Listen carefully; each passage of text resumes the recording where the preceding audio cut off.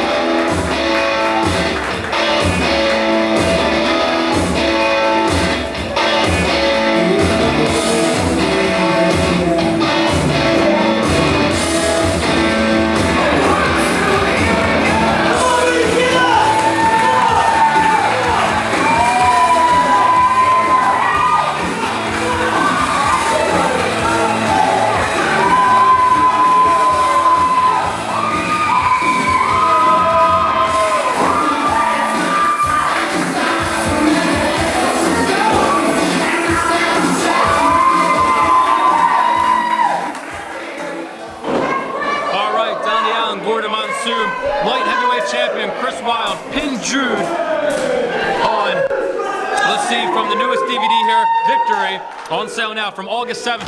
He pinned Jude in a four-way dance, also featuring Sabian and Devin Moore to win that light heavyweight champion. He never actually pinned the champion Sabian.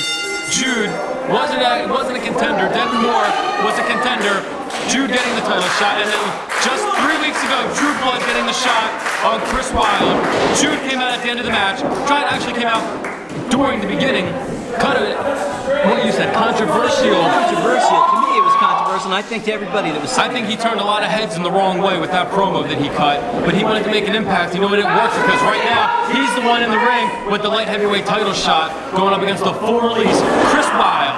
Test of strength in the middle of the ring. This ought to be a state of the art of professional wrestling in year 2005 contest right here. Well, it's like you said about that hybrid style. And like I said, neither Devin Moore nor Sabian were pinned, and Chris Wylde won the light heavyweight championship. Jude was the one that took the fall. And it's funny that Jude's the contender now.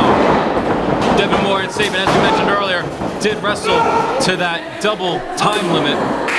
Tremendous exchange here. They both went for Japanese wizards. Unbelievable. Crescent kick mix. Unbelievable action here in the opening contest. Well, I'll tell you what this shows is both gentlemen did their homework on their opponent. They were well scouted. They knew each other's moves, and you had a stalemate. And a moment ago, nobody caught me, but I said the opening contest. Usually this is the kind of high-flying light heavyweight action that we see here at the opening contest. We are back from intermission. Sagiri by Jude. Jude taking control of this matchup. And you gotta think, the light heavyweight division is so hot, so fast, so fierce. There's so many challengers and contenders that you gotta think, who's gonna be mad at who? Who's gonna want a shot at who? If Jude can dethrone Chris Wylde right now. I think there's also something to the fact, and I say this as a smaller competitor, although I never really competed as a cruiserweight or a lightweight per se. But these guys all have a chip on their shoulder. I talked to them in the back. You know, some are good guys, some are not so good guys, but they're all on the smaller side in this business, and they work especially hard to overcome that, and that's why you see amazing moves out of these guys in these matches. It's like a big round robin, I feel, with the light heavyweights. You know, guy A, B, and C wrestled, so then guy A fought B, and E fought B, and C fought F, you know? And it's just, you never know who's gonna fight who, you know?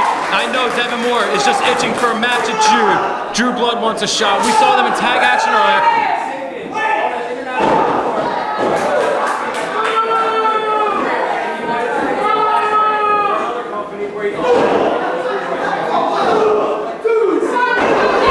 Surprised that down the road we see Devin Moore and Drew Blood going at each other as well. We may lose that last last outing here 3 weeks ago. We actually talked about that. I do remember. And you know what? Sabian never even got his rematch in his rematch clause. Now he has to go through the whole ladder just because he went to a time limit draw. The cruiserweight division is so hot. Much like the dominant tag teams, the cruiserweights are so hot. It's that whole hybrid, Gordon. You know, I'm watching these two guys. You just don't know where to begin and where to end. It's just spectacular to watch, but they're also very dangerous, and there's a lot of risk involved in what these guys do. That's the whole thing. High flying, high risk. Everybody makes it look so easy. When you go to that top, you are taking a risk. We are trained athletes, so 90% of the time to 99% of the time, it works out. But there's always that chance when you fall off, you know? And then that tests your intestinal fortitude. If you fall off or if you fall out, you gotta get back up. Sabian's gotta get back up and on the winning streak. Jude has the opportunity of a lifetime right now. He's in the ring with the full release. Obviously, the full release will be looking to hit his finish, the climax on Jude. Jude, the diamond icon, gaining some momentum, gaining some... As we're using some decidedly old school power moves in the last couple of minutes. We saw it with a back elbow. Mixing it up, Donnie. We see him with a big backbreaker. These are the kinds of moves, they're not real flashy, but they do a lot of damage. And in the end, if the hybrid high-flying won't work, stick with what brought you to the dance. If the hybrid high-flying won't work, stick to what you learned on day 1 at wrestling school, guys. And right now it's working because Jude is in trouble right now. Big belly to, oh, that. Modified Northern Light suplex there from thank you, Chris Russell. Unbelievable. You know, when in doubt, work it out. That's what I always say. If you can't do it one way, do it another way. There are so many ways to go into something. Oh, cheap shot, little Only one way to do that one. That wasn't impressive. It started out as a belly. I'm sorry. It started out as a back body drop. Looked at him as if he was looking for some sort of suplex. So I guess the official name for that would be a back body suplex. So I was trying to spit out between suplex and drop, and I just got mixed up. I am on my A game today, folks, or at least my B+. I promise. That's right, after we get those new teeth, then you'll be good as new. Yeah, man. Them wisdom teeth are going in. I'll tell you, one thing people don't realize about the high flyers is why they're excited to watch and why the moves are so high risk. They don't have longevity in this wrestling business. You have your mat wrestlers which are going to be around forever, but these guys, the careers are a lot shorter, so that's why they go out there and they know this. Gordon, I feel like you've been here the entire time, all these past shows. We always touch on that point. That is an exact truthful point. You know, unfortunately, guys like Flex Wheeler have been around for 10 years. How long will Chris Wylde or Jude last? Well, you know, that all depends on them and how they can modify the style. You gotta do it all. You can't just do one thing in the sport of professional wrestling. Anyone who's been around for any kind of time will tell you that. And you gotta think, if you just put on some size, you can move up to heavyweight. Extend the longevity. And speaking of Flex Wheeler, that's someone we wish would climb off a top rope and fall. Right. Excellent combination of moves by Jude. Amazing belly to back suplex to top it all off. That was a backbreaker into the suplex. He didn't even let him go in between. It's a tremendous punishment to the back of Chris Wylde.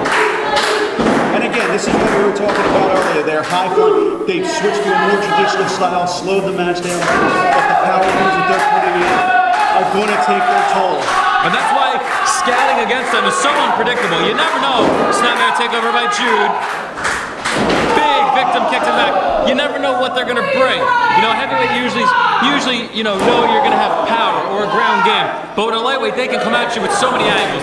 And the best thing to do is take out a guy's legs. But if they're going to stick to the ground, you got to completely change up your game plan. They should just call this the hybrid division, Donnie.